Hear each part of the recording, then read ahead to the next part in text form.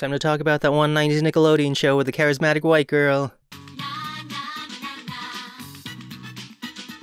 No, the other one. Okay, so in 1991, Clarissa Explains It All was pretty much a game changer, not only to the fledgling little cable network of Nickelodeon, but to the greater kids' pop culture sphere as a whole. Suddenly the possibility of a girl main character that was watched by all genders of kids was on the table, all because of this show's success. And I mean, yeah, you've had earlier successes too, like Punky Brewster and Blossom. I watched the Pop Arena video too. But Clarissa making it big on a medium as Wild Wild West as cable in the 90s was like this gigantic affirmation to sweaty network execs the world over. And I think Nickelodeon really took this to heart, since they pretty much exclusively used the Clarissa template well into the following decade and beyond for a sizable portion of their live-action scripted programming. Enter the secret world of Alex Mack. Premiering in 1994, Alex Mack was the 8th live-action show from Nickelodeon, premiering the same year as All That, My Brother and Me, Allegra's Window, and Gullah Gullah Island. Just looking at those shows lined up, 1994 really was the year Nickelodeon wanted to expand their diversity with a lot more black-led shows.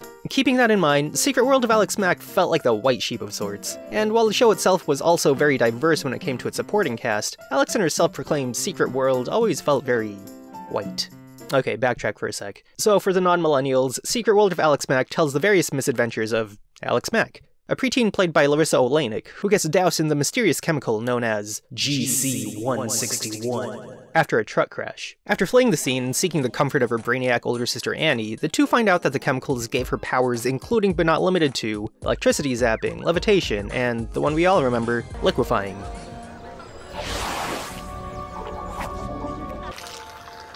It is an excellent premise that could lead to so many different possibilities story-wise, and yet, it never really goes too far with most of it. And I know this is still a few years before stuff like Animorphs or even Alan Strange, but Nickelodeon at this time was very comfortably reliant on programming leaning more towards slice-of-life comedies, especially when it came to their live-action scripted shows. For as outrageous and unique as Alex Mack's premise was, its episode-by-episode stories felt more in line with something like Doug, just lots of suburban white kid problems. Which, let's be clear, for as much flack as people give Doug for being peak that, it at least has enough character to spice things up. He had an active imagination with tons of alter egos, a vibrant world, and a fun supporting cast that made each episode feel like so much more even when they weren't. Plus that soundtrack was just...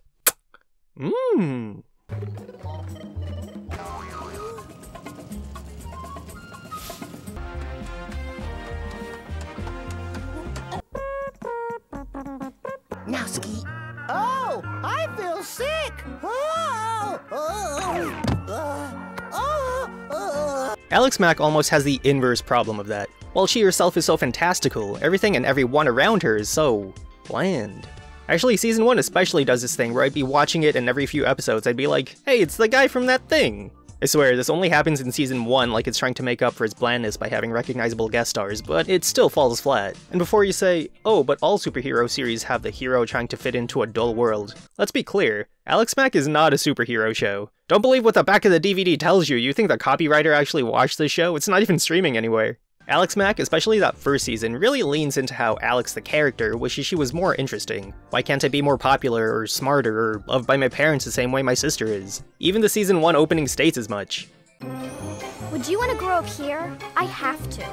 They're all admittedly solid insecurities that kid viewers would immediately be able to latch onto, but when the episodes focus so much on that while using her powers more as set dressing, I can't help but feel like they're wasting their potential. There's never that sense of duality with Alex where she's at odds with herself over whether or not her powers define her or not. If anything, her powers and her love for wearing different hats functionally serve the same purpose. Something everyone remembers the show for, while ultimately not pushing the series in any interesting direction. So much of those early episodes can be broken down to Alex having an insecurity, she has a dream sequence where she uses her powers for her benefit, and then is talked out of actually doing anything and accepting herself for who she is. I'm sure it was an unintended effect of this writing format, but the season 1 episodes low-key frame Alex's powers as this thing she should be deeply ashamed of. They're never framed as this aspect of her character or a great power she can use responsibly, but rather this freak accident that can only lead to bad things. And that's definitely a product of the show itself being very limited in how and when Alex can actually use her powers. But if that's the case, like, why make it live action at all?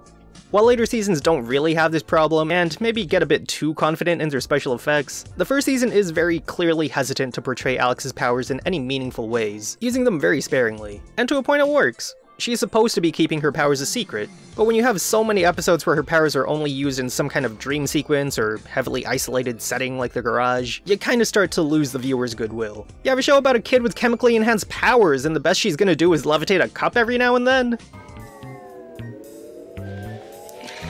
You're not concentrating. Also, this is getting CinemaSins levels of pedantic, but one thing that always bothered me was Alex's levitation abilities. On more than one occasion, she uses her levitation to do something quickly, like clean a room or do the dishes, but like, levitating something isn't related to doing things fast? Like, sure, you can logic that she's levitating the stuff quickly, but even with the special effects speeding up the footage, I was just never convinced as a kid. You want some cotton candy? I can get us some cotton candy. I haven't mentioned them until now because they're such non-issues. This is Vince and Dave, the head of security and a truck driver at the chemical plant respectively. See, Dave was the truck driver during the accident that gave Alex her powers. As such, he is the only person that would be able to identify her, but because he's a bit slow on the uptake and just too much of a buffoon to get the job done himself, the CEO of the plant, Miss Atron, assigns Vince as his accountability buddy of sorts. But for as much of a hard-ass he is, Vince is, plot twist, equally buffoonish.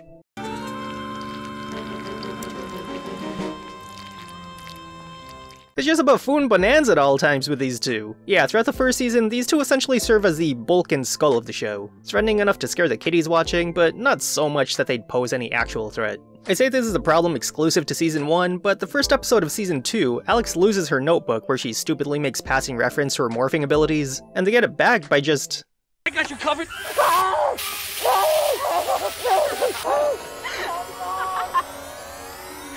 Look at them.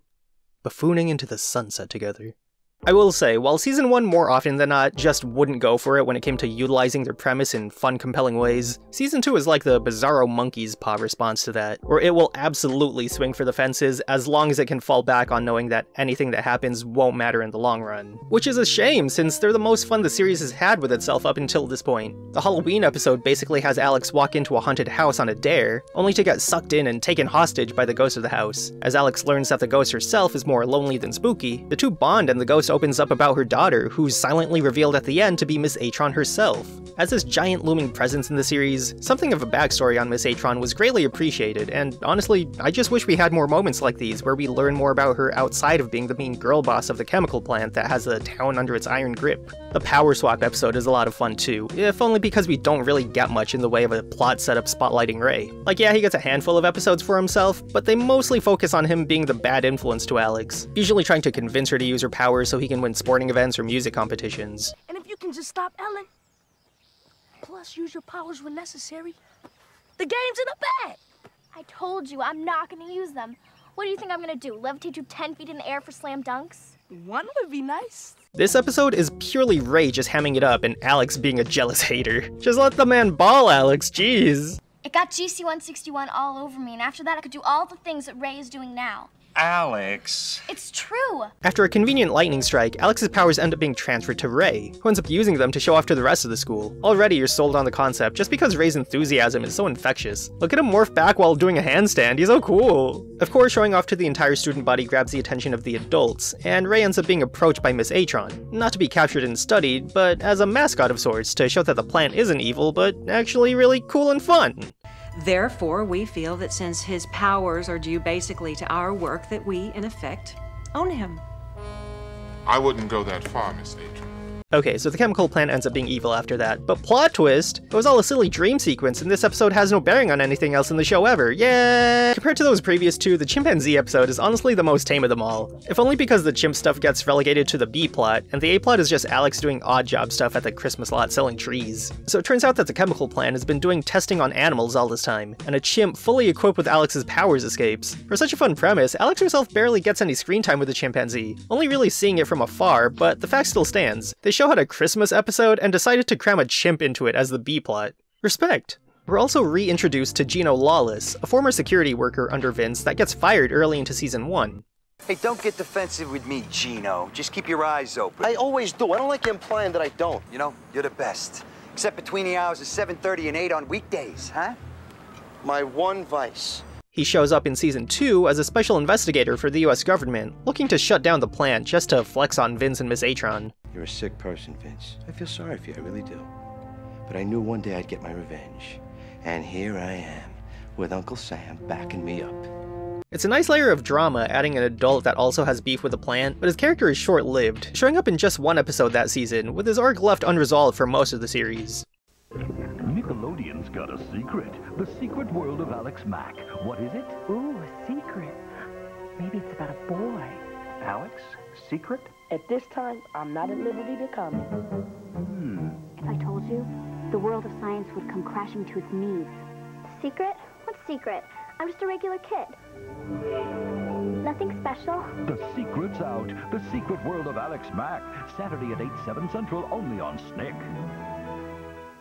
With 2 full seasons under its belt, you'd think the series has hit its groove and would just be on autopilot for the last 2 seasons. But then season 3 opens with this 2-parter where Alex gets split mid-morph and reforms as a good and evil Alex. Yeah, we get an evil twin episode out of this series, and it is. Just like the greater problem with the show, the episode has an interesting concept and decides to follow through in the most dull way possible. It would have been fun to see the 2 Alexes butt heads to really show how they're polar opposites of each other, or even better highlight Alex's own frustrations with having to hide her powers, but it focuses more on how the good Alex gets trapped under this building that's meant to be demolished in a few hours, so you have this ticking clock aspect to the episodes, and yet everything just feels so sluggish. The creative team seems to have really liked the episodes though, since they used a clip of evil Alex straight murking Ray for an updated version of the opening. It's so out of context. Talk to me.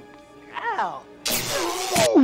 Where I think the series really picks up though is in season 3 episode 7, Big Ray. Having just joined the basketball team, Ray begins drifting apart from Alex, and considering how inseparable they are in previous seasons, this feels like a big deal. If the show had anything going for it those first 2 seasons writing-wise, it was Alex's friendships with both Ray and Annie. For as vanilla as Alex's world is, I do like how faithful both of them are to her, and season 3 does a really good job further solidifying those bonds. As their friendship mends and the 2 finally apologize, Alex shakes Ray's hands and they morph together. Ignoring the insane Frankenstein possibilities this could entail, it is a rather sweet way to cap off the episode, and also hints at the further creative ways this season starts taking Alex's powers in. The episode also introduces this absolute cold-blooded bald beast. Lars Fredrickson.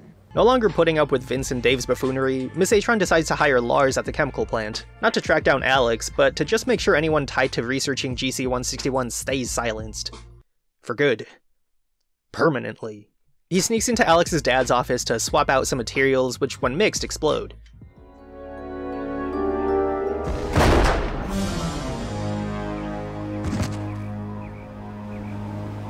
It looks like it's curtains for Mr. Mack and his entire research team when this happens.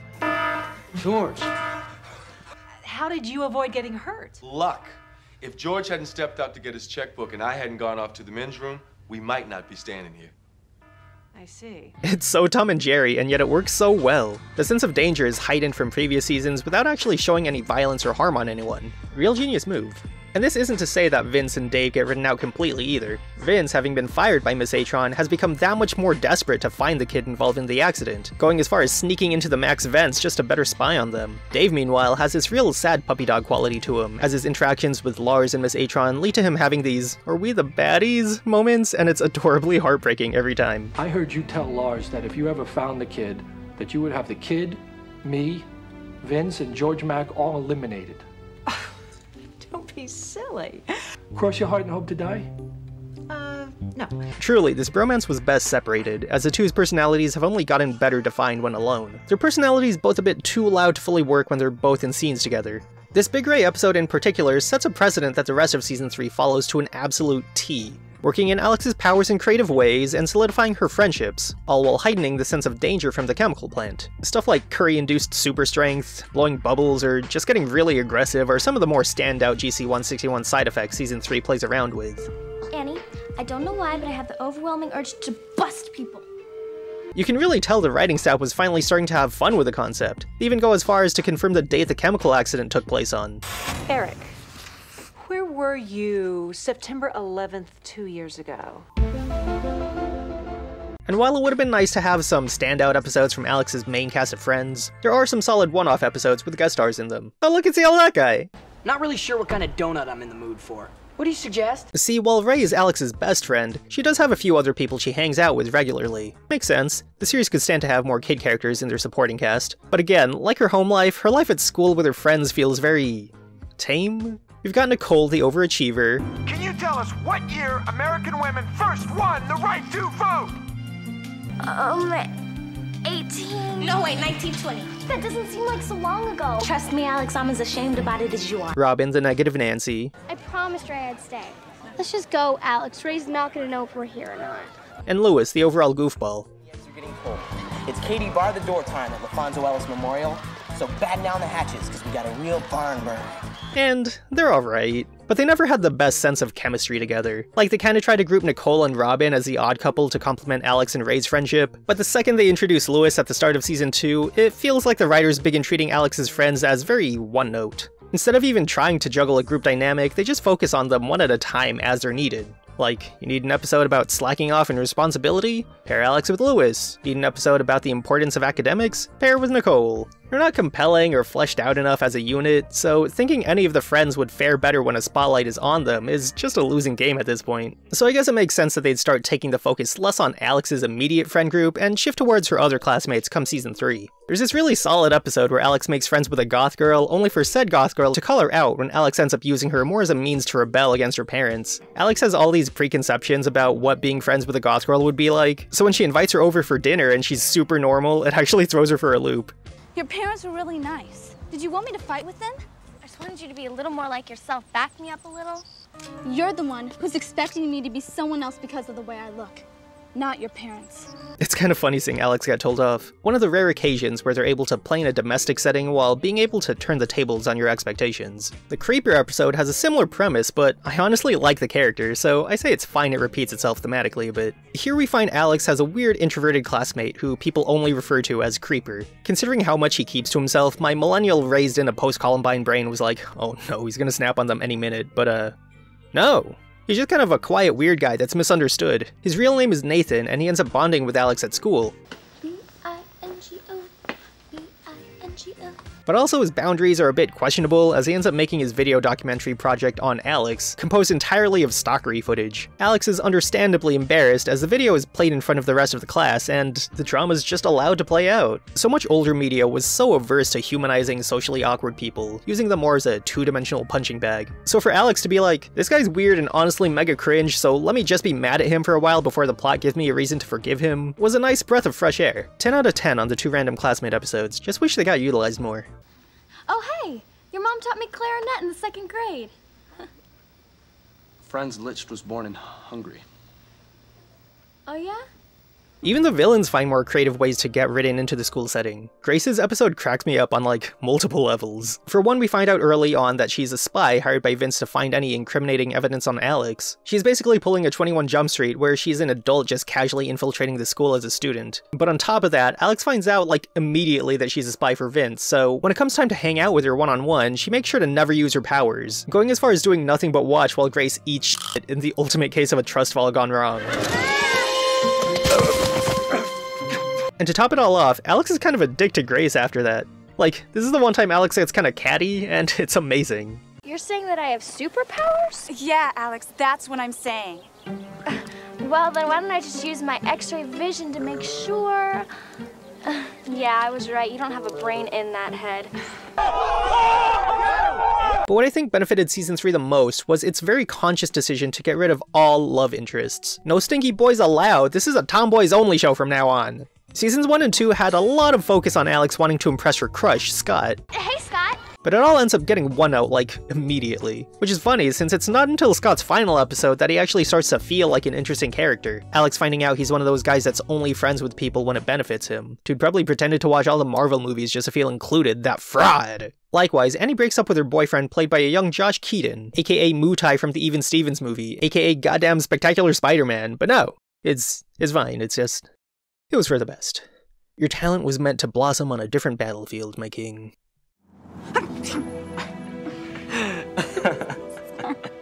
Leading up to Season 3, there was always this very 90s sense of female empowerment the show had, that I think was only worsened by having the girls fawn over boys. Like, yeah, you can have a lead girl character for your show, and they can dress grungy and excel in science and have crushes, but when the love interests take up such a large part of the episodes, all that empowerment feels a bit undercut. And I think a big part of this treatment was definitely due to the co-creators being men. Having both Alex and Annie drop their respective crush and boyfriend really gave the show that much more room creatively to find more outlets for the relationship to— Jesus Christ, they made a love triangle episode. Hey, what's going on in here? Nothing, we're just doing the dishes. You ruined my insightful paragraph, you dumb men, you! Hiccups aside, Season 3 really elevates the cast, with Annie especially feeling more prominent. Earlier seasons just had her running experiments on Alex from the safety of their garage, with the characters saying how much of a genius Annie was. It reached the point that I wasn't even sure if she went to school or not. Season 3 really fleshes her out, having her work at the chemical plant under an internship program, which, like, it's one of those writing decisions that's so simple you're surprised they didn't come up with it sooner. Having Annie at the plant not only gives her less contrived moments to interact with her dad, but also gives her reason to more actively snoop around. Scenes where she interacts with Lars or Miss Atron are such tiny tweaks that do a lot to make sure the chemical plant feels like a real threat that she and Alex do need to be afraid of. And it's not just Annie that improves either. More than halfway through Season 3, the truck driver Dave makes his way into Alex's school, and straight up sees her use her powers. At this point, we've spent enough time with Dave to find out he doesn't exactly have the best life going on for him. He sleeps in a trailer, his parents nag him about sending money home, he's constantly on the verge of being fired by Miss Atron but isn't because she writes him off as being too much of an idiot to even bother dealing with. Just one big hot mess express. So when he's given the chance to turn Alex into the plant, he honestly has every reason to do so. This is the same kid that the CEO of the company he works for has spent the better part of 3 years at this point sinking funds to find and cover up, going as far as giving huge monetary rewards for even a tiny bit of information. It's clear that Dave turning Alex into the plant would only be a plus for him, and yet he doesn't. Knowing fully well that Alex, in addition to anyone else she's directly interacted with, would be offed if Miss Atron ever found out about who she was, Dave just doesn't want something like that on his conscience and simply lets her be. This allows for a certain level of dramatic irony throughout the rest of the series, as the villain spends her time being like, "Yarg, I'm gonna find that kid one way or another," and Dave's just like, "They don't know I know who the kid is." Way to live a drama-free life, King. I'm proud of you. But the true standout of Season 3 has to be the Hermit episode. Driving their bikes near the woods, Ray and Alex discover a small hut occupied by a kindly hermit named... Well, Charles Furnell is my birth name. You can call me Chappie.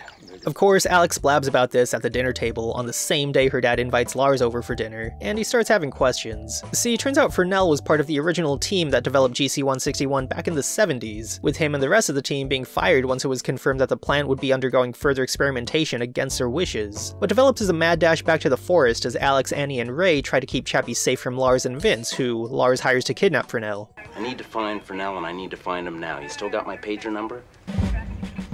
Chappie, having been one of the original developers of GC-161, is like a weird second dad to Alex in a way.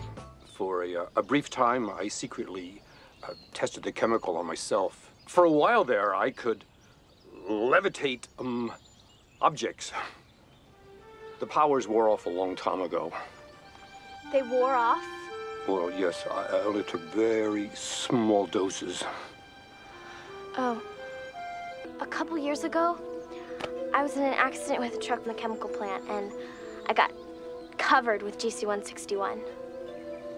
Really? Giving her enough of a sense of safety that she's comfortable coming out about her powers to him. Having an adult figure on the same page as the rest of the kids and knowing that the plan is shady has been so rare for the series, which is a shame since it allows the show to really demonstrate the sheer extent of the danger they're in. If my knowledge or your abilities ever came out, I believe they would kill us. I really do.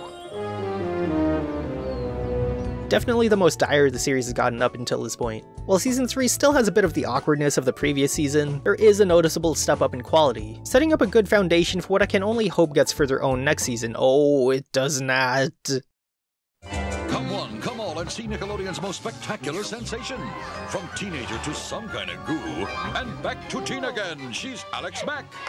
Be amazed by the dauntless paper fetch, the out-of-my-way zap away, even the wow, she's incredible dangling discus. Wow, she's incredible. See the no-handed veggie spin, the 3.2-mile tee-off, and watch as she faces her greatest challenge yet.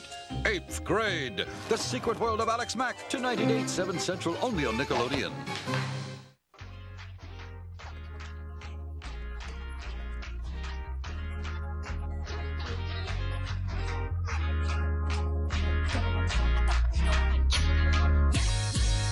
Season 4 feels like a direct response to Season 3, from network execs noticing how much darker in tone the series got and nerfing that tone considerably. From the get-go, the first episode of the season has this 3D gimmick to it, with like every other scene having this obnoxious in-your-face 3D effect. Checking the schedules at the time, the episode was made for SNICK's programming event 3D Nogglevision, where various shows would air with a 3D effect. Time for Nogglevision and it's time to SNICK. Wow, all in one night. Arnold? Arnold? I'm getting ready to watch Rugrats. From down there? I wanted to watch from their point of view. Good idea. Do you have your Noggle goggles? Yeah, we'll be snicking and noggling at the same time. And it looks like we're ready to start. Now stay tuned for a special brand new episode of Rugrats. Look for the sign. To fully experience the 3D, kids would have to get Noggle goggles from specially marked boxes of Lunchables. And for those wondering, these weren't your standard red and blue 3D glasses. Nah. These were ChromaDepth 3D glasses. What's the difference? Well, now the lenses are clear, so you could still watch the episode normally and it would have a regular effect instead of that red and blue ghosting. Besides that though, the episode itself wasn't anything to write home about, and if anything was just a reminder of how much this 1994 show was starting to feel very dated among all this 1997 programming. Between Hey Arnold, Kablam, Angry Beavers, and even its newer live-action contemporaries like Kenan and Kel and Mystery Files of Shelby Woo, The Secret World of Alex Mack just felt so quaint in comparison. All these other shows were really pushing the envelope in terms of depth in a children's show, so Season 4's sudden reversion to more kiddified episodes definitely wasn't doing it any favors. Even older Nicktoons had a certain sense of time neutrality to them, through medium allowing for a more timeless sensibility that worked well even as reruns. Back with Alex Mack, you have the environmentalist / inexplicably too much CG episode, where Alex convinces a local shop owner to use recyclable cups, and also this happens. How it all started, where or when, but ever since I can remember, I have loved donuts. Hey, Alex. Do you like it here? Like it here? I love it here. Why? Is something wrong? Well, you're getting older now. What's that have to do with anything? Nothing. I'll be back later. I gotta go get glazed. The generic, what if the kids formed a band episode, and they give Ray a guitar even though it's been confirmed multiple times in past episodes that he plays the saxophone, a Freaky Friday episode, one where Alex is scared of going to the hospital, like, girl, you're 16, just tough it out. So many episodes that feel like they were submitted as spec scripts and later shoehorned into being Alex Mack episodes. It's such a fall from the grace that was Season 3, you really do hate to see it. The worst of the season though, and probably my least favorite of the entire series, is the Season 4 episode 24 Hours. Alex starts getting paranoid when everyone she interacts with that day is treating her differently. Besides, how come I get detention and Ray doesn't? Alex, you're right. Ray, detention. Of course, the twist is that it's not because people found out about her powers, but because she won some kind of award? Car? Alex, every year the Einstein Society holds a fundraiser for the local children's hospital, and for $20, each member picks a number between 1 and 1,000. I picked a number for each member of the Mack family, and, well, this year, you won! Really? I hate this. I remember Doug having the exact same premise for an episode, with the only difference being that everyone was avoiding him to prepare for a surprise party. Like, why? I didn't think I'd be comparing Alex to Doug so often, and yet, here we are. The episode does bring back Nathan though, so that's a plus. This guy rules. Halt. Nathan, why are you doing this to me? Also, for as basic as it was, I did like the camping episode. The series as a whole really tries to pit Alex against the mean girl, like, multiple times. And it never really sticks, if only because the plot surrounding these episodes always feel really droll. And it's not from a lack of trying. There have been episodes where they try to humanize Mean Girl Kelly, or at least give her something interesting to do. Like in Season 3, she gets suspicious of Alex having powers after seeing her lift this thing, but her suspicion only lasts for an episode. What makes a camping episode work is how it immediately sets up Alex against Kelly in this very quantifiable sense. They're both working as camp counselors to these kids, and it's clear that the kids prefer Kelly over Alex, so you have that visible sense of drama already, instead of this amorphous feel of, I'm a mean girl for no real reasons, that previous episodes try to do. Also, this happens. Hey, look, it's one of those spotted owl things! Hilarious. Oh, and they bring back the chimp! That's right, lads, after a season away, we're finally delving back into that sick chimp lore. Unlike the previous chimp episode, this one actually utilizes him well in that he's a central focus this time around. Alex and Annie just frantically trying to hide it from their parents like they're in an I Love Lucy episode. What was that noise? What noise? Oh, that was me. That was you?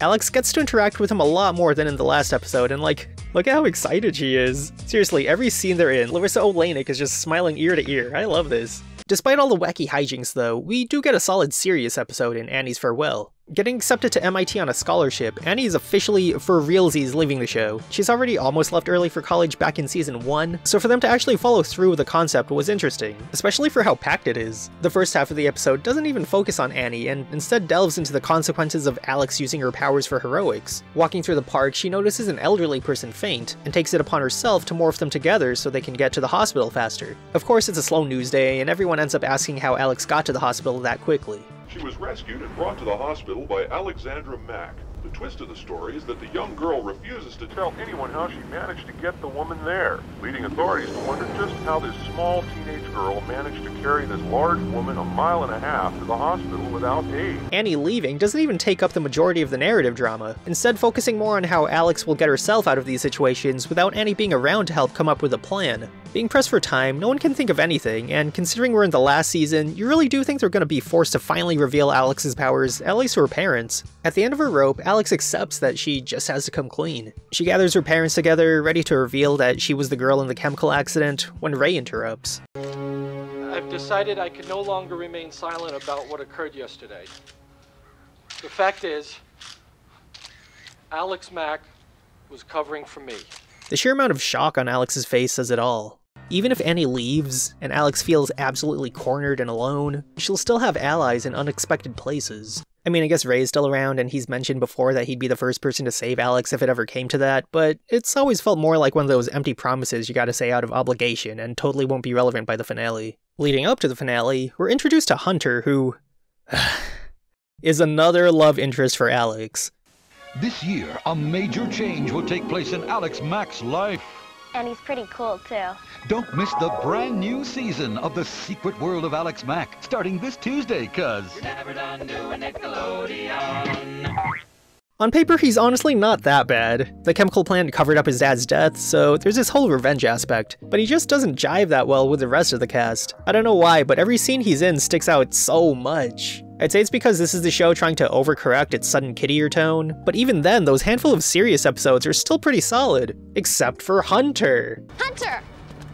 What is up with you? He kinda emits the same vibes as introducing another Ninja Turtle. Like, guys, the group dynamic was already established, we don't have to go messing around with the formula. Like, if you really wanted to bring focus to another kid character, I'd say pick Ray. He doesn't have to be a love interest, since past episodes have established how that's just not gonna happen. But if they really wanted to add an extra wrinkle leading up to the finale, do something like what Static Shock did and have Ray slowly develop his own powers after hanging around Alex for so long. But then set it up so that instead of powers, Ray gets sick and needs an antidote. I don't know, just have fun with it. Anything would have been better than introducing a new key character so late in the game. Anyway, while all this Hunter stuff is going down, Miss Atron and the chemical plant are making some capital G girl boss moves as she begins moving GC-161 into human trials, and paying off members of the FDA just to fast-track it to the public. See, it turns out that the chemical itself was discovered to be a miracle weight control formula, and despite the human trial buffoonery, the real problem is convincing one remaining FDA member to sign off on the product. Being an actual man of integrity, the one holdout can't be bought off, so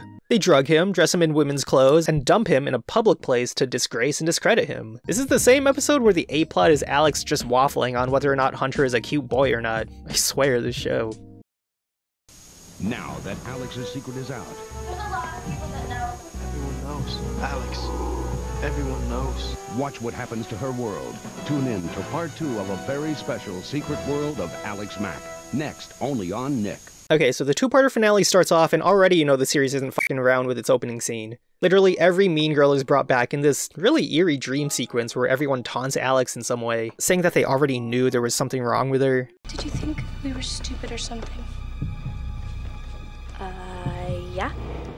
She makes her way downstairs, only to be greeted with all her past love interests gathered around the table. Like, holy shit, they even brought back Scott from 2 seasons ago. Can we try this again? For old time's sake? They each go around the table, saying some more chiding remarks about Alex, and then we get to this absolute mad lad Nathan, who's just like... Franz Liszt was born in Hungary. Like, what the heck? The writers were really having fun with the sequence. Cutting back to Miss Atron, we see that she's already planning her escape from the country, GC-161 having successfully been approved by the FDA and ready to hit the market and make a ton of money for her Swiss bank account. Despite all this inevitable success though, Lars does feel the need to bring up that one of the recent lab rabbits they tested on straight up stayed liquefied. Liquefied like all the others, only for some reason, this one couldn't reform again. That might be what happened to that kid we've been looking for. This is horrifying. It really nails that sweet spot of being scary to kids, while technically falling within children's programming guidelines. Just looking at the CG puddle wiggling around in a box helplessly is just some absolute nightmare fuel. And it's only worsened when both Miss Atron and Lars just do not care. There could be mass panic, major lawsuits, the entire country will be in an uproar. By the time that happens, I will be long gone with $1 billion to my name. And get that thing out of here. I'd say this lack of care for a child and the general public safety is cartoonishly unrealistic, but I think modern billionaires have confirmed they're more or less this. Alex, meanwhile, gets discovered by Lewis, who catches her mid-morph while trying to sneak attack her with a water gun. Lewis! It's so contrived, but also completely in character for everyone involved, so I can't be completely mad. Like, dang, nearly 4 seasons of successfully sneaking around and your undoing was this ding-dong? Lewis, you need to absolutely and totally keep this a secret. And we both know that keeping secrets isn't exactly your strength. I will, I promise. Oh, who are you? I don't know what the heck you want from me, I really don't. Stop! The kid is Alex Mack! So Alex is captured at her house, getting vacuumed up with what I can only assume is a device created specifically after they found out about the lab rabbits liquefying. Your eternal hell wasn't for naught, King. Meanwhile, Dave, having just witnessed Miss Atron lay off everyone involved in GC-161's research, including Alex's dad, tries reporting Miss Atron to Gino, who has become head of the FDA security since his last appearance in Season 2. So, what can I do you for, mystery man? He tells Dave Miss Atron is just too powerful to undergo any investigation, and it really does feel like things are at a standstill until Dave mentions how one of the FDA members was bribed. He's a bad guy. His name's Elias Griffin. Elias Griffin. I hate that guy. So Griffin's taken in, fails a lie detector test, and this paired with Dave's new pics he took of Alex's parents being taken into custody is enough to finally get Gino to gather his troops. It's such a weirdly technical scene where really all this is just set up to justify having security raid the plant, but it works. Dave and Gino are the rare instance of adults actively trying to figure out how to nail the plant for being shady, while also having a really good rapport with each other. Both of them have a really fun back and forth, to the point that I wish we saw Gino in a lot more episodes. What if I told you there was an accident with the kid, and he was drenched with the chemical and Ms. Atron covered it up? What if I told you your mustache was falling off? Back at the plant, Miss Atron is finally face to face with Alex, and this really has been a long time coming. I've been waiting for this moment for a long time. You get your standard, "you're not getting away with it" dialogue from Alex, and Miss Atron just casually deflects it all, saying that the chemical will be on the shelves in a matter of hours. She even gets really real with Alex, talking about how America is too apathetic to care about the dangers of any chemical as long as they benefit from it. Don't you read the newspapers, young lady? America's thrilled to have GC-161 entering its life. And is America selfish? No. Besides, even if I did admit that the product had a couple of side effects, they wouldn't care. And she further brings it home by saying this could have all been stopped if Alex told an adult the second she got into the accident, which is actually a good point. If anything happens to me, they're gonna know it's you. Well, but you didn't tell anybody about the accident, did you? No. Because if you had, I'm sure that I would have been stopped a long time ago. But you didn't. Gee, I guess you and your sister had your own selfish reasons for keeping it to yourself. When she first gets into the accident, it makes sense for Alex to freak out and tell her sister, who in turn just says to keep things a secret. It wasn't my fault. They'll blame you. Adults always do. He's right. We can't tell anyone until this whole thing dies down. But had Alex told her parents, they would have definitely reported it to the police and gotten the chemical plant shut down, or at least had Miss Atron fired as CEO. And yet while watching the show, you never second guess Alex's logic because that's in turn the logic of the show. Seeing the series' lead villain break down the show's own reality is like next level evil. And having your parents captured only to further rub that point in is such a very realistic type of guilt you feel as a kid, where your parents end up siding with someone you hate. It just makes for such an awkward moment where Alex has to literally sit in this cage of her own making while her parents just stare on in disappointment. Anyway, Ray the absolute goat breaks in and smashes open Alex's containment chamber. Come on, go! Only to get captured himself, getting cuffed to a desk. I like how even though both Ray and Hunter break into the plant, they just sideline Hunter to stay in the vents. Like, I'm sure they could have given him something more interesting to do, but I like to think they know they goofed at this point and just wanted to avoid giving Hunter as much to do as possible. Besides, Ray saving Alex perfectly fulfills Alex's throwaway line from seasons past. Ray, if I were locked in some scary cage at the plant, would you get me out? I chew through the bars with my teeth. In my dream, you had the keys. Their friendship is just that pure and perfect, and no stinky boyfriend's gonna ruin that. Hunter! So Alex morphs her parents and Hunter out of the plant, and is about to morph back to save Ray, when both Alex's parents and Hunter have the audacity to say to leave him behind.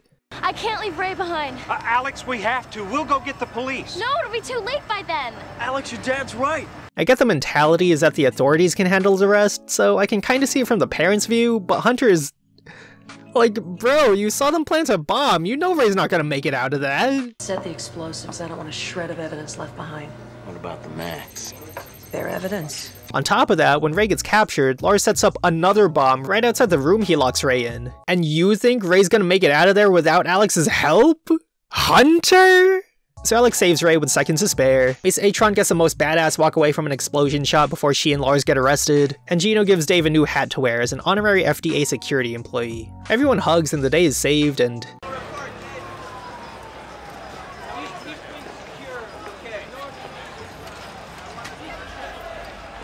Hi.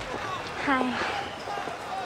Like her meeting with Miss Atron, Alex finally meeting Dave in this context is so meaningful in the greater picture of the series. She admits that she knows he's been covering for her, and Dave just sheepishly nods. After a season and a half of essentially being her guardian angel, putting his job and occasionally life on the line, to see Dave almost speechless now is just... it's really sweet. I feel like the series has been able to pivot Dave from this bumbling lackey to this protective weird uncle, and it works so well. These characters hardly ever interact, and yet that's what makes this interaction that much more poignant. We've seen each character's individual struggles throughout the show, the absolute moral hells each has had to face. So to see them finally acknowledge each other and the problems they've had to go through, I like this. The next day we get an epilogue of sorts. Alex's dad whips up an antidote for Alex's powers and oh shit, it's Annie! Oh my god! I feel like whenever a show writes out a character, they make a point to never mention them again. So for both episodes of this two-parter to mention Annie at length, makes me think there was no bad blood between the actress and the showrunners. Annie and Alex catch up, and the two reflect on how much they've grown since season 1, and it's this really touching scene of siblings just being siblings and bookending the series perfectly. Annie leaves Alex on the hilltop overlooking the town. Alex shoots this cool beam into the sky and she stares into the sun rise? Set? The point is she has the antidote and it's left ambiguous as to whether or not she'll actually take it at the end. But also they showed an entire drum of GC-161 leak into the sewers back at the plant, so what the fuck?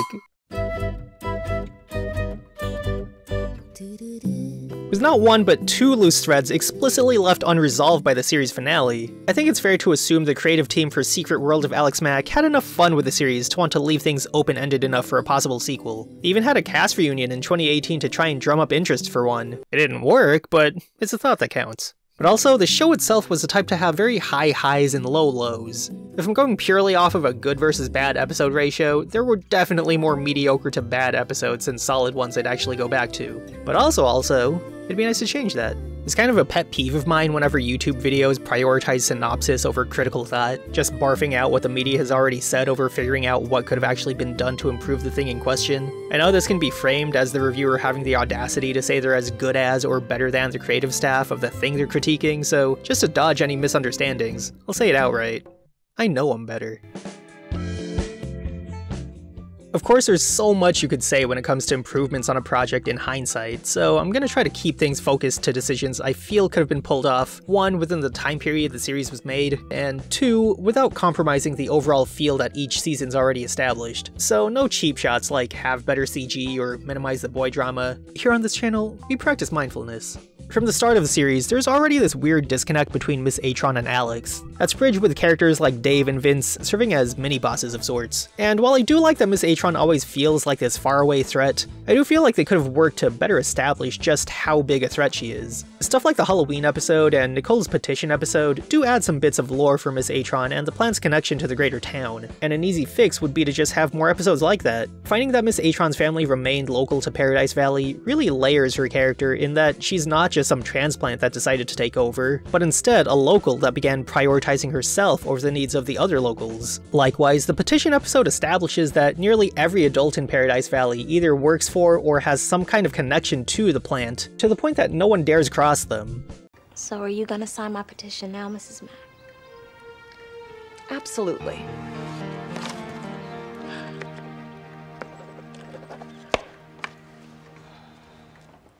Who's Barbara Hoffman? If the series were able to view Paradise Valley as its own character to flesh out, it would open up so many opportunities to visibly see how the chemical plant affects stuff like the local businesses and the rest of the community. This would especially do a lot to improve the environmentalist episodes, which felt way too contrived and heavy-handed in execution. The series also has a certain love-hate relationship with its student characters, where if you aren't in Alex's immediate friend circle, then you aren't the most fleshed out of characters. And yet a lot is still done in keeping characters like bullies and one-off friends as recurring as possible. If you're gonna go to such lengths to keep people like Kelly or Joe around, then just fully commit and start writing episodes directly for them. Kelly kinda gets this a few times, but there's never this through line or arc for her to really develop. Which sucks because outside of the main cast, she's probably been in the most episodes. I already brought it up, but having her suspicious of Alex and trying to find out her powers would have been a really fun arc for her to follow. You could even do the shonen thing where they become unlikely friends by the end of the series. Having one of those, I may hate the protagonist, but I'm still gonna protect her moments would have been really cool to see. Or if you really wanted to keep her a villain, lean into the sheer amount of mean girls the series has amassed over time. Have them make some kind of mean girl society where they all just focus on their pettiness towards bullying Alex. You had 2 chimpanzee episodes, I know you're open to just doing whatever show. Likewise, characters like Nathan and even the goth girl were fun to see in their designated episodes. And in the case of the former, he does show up in bit roles later on. Considering the time the show was made in, I could see the staff not wanting to give Alex anything too heavy to work with, but giving these 2 more episodes focusing on how kids deal with being social outcasts would have been nice. Hell, you could even queer code it if you really wanted to lean into the marginalized group thing. You know that show would have won a daytime Emmy if they bothered to respect kids' intelligence even for a second. The entire supporting cast is one of those things where I keep forgetting just how many there are in the school alone, because any episodes that focus on them are really mediocre more often than not, which is a shame because there's so much potential there. Just slowly build up the student population over multiple episodes, then by the finale, you have an entire Avengers team you're invested in and can utilize as a single unit. Lewis fruitlessly asking randos to believe the plant kidnapped Alex was probably one of the weakest parts of the finale, but if you were to build up the adults as this helpless community slave to the plant, then build up the school body as these brash young upstarts willing to snap these adults out of their malaise, it could have been a solid way to bring 2 sides of the community together by the series' end. Maybe even work in Dave as that bridge between the adult and kid communities. That would have been so cool! Similar to fleshing out Paradise Valley as its own character, you definitely could have done that for the plant as well. For as much time as we spend in it, we're really only limited to Miss Atron's office and Mr. Mack's research team. This is an entire chemical plant we're in. Surely there's like a million other things going on in this place. We already know animal experimentation was going on at some point, so just amp that up to 11. I want the chemical plant to be Umbrella Corporation levels of Freak Mill. Just this cesspool of shady dealings all happening under the noses of like half the employees. I want Are You Afraid of the Dark Tier 90s practical effects monsters, just a rotating door of fucked up test animals gone wrong. Maybe you could have had this as an in-world explanation for the haunted house, the ghost just being another byproduct of the plant's disregard for human testing. Like, how cool would it have been if they straight up had a Scooby-Doo episode where the kids explore the plant and run into a monster? Tack on Dave there as the babysitter of the gang. There's just so many possibilities you could have taken this show in, and you didn't take any of them. The Secret World of Alex Mack isn't a perfect show. I'd even hesitate to say it has a perfect season, because for as many chances it's willing to take, there are even more chances they left hanging. And really, that's my main takeaway from the show. As iconic as it was also one of those series where before rewatching it, I would have been really hard-pressed to tell you the plot of a single episode. So much of the series sets itself up for being something interesting, and yet its hesitance in its actual execution prevents it from sticking out as more than just a surface-level kids show. A real product of its own self-imposed limitations. At its highs, it honestly does strive to be something more than a simple school life series, going as far as implementing elements of science fiction, big business corruption, and even espionage into its identity. But I think it ultimately lives too much in the shadow of what Clarissa cast, Melissa Joan Hart's white girl charisma just being far too powerful to the point that even later teen series like Sabrina the Teenage Witch felt like it took the suburban teen with fantastical powers premise and pulled it off a lot better. But for as much as I've critiqued it, The Secret World of Alex Mack was clearly an iconic series from Nickelodeon's Snick era. Larissa Oleynik is a charismatic lead, and her sheer likability raised the quality of the show significantly in the eyes of many, myself included. Like, even in the worst episodes, if she was wearing a fun hat or that one shirt with a Superman heart logo, all was forgiven. And for a series with such humble beginnings about a girl going through an identity crisis, I find it rewarding that she at least succeeded in becoming one of the most iconic characters in the Snick pantheon.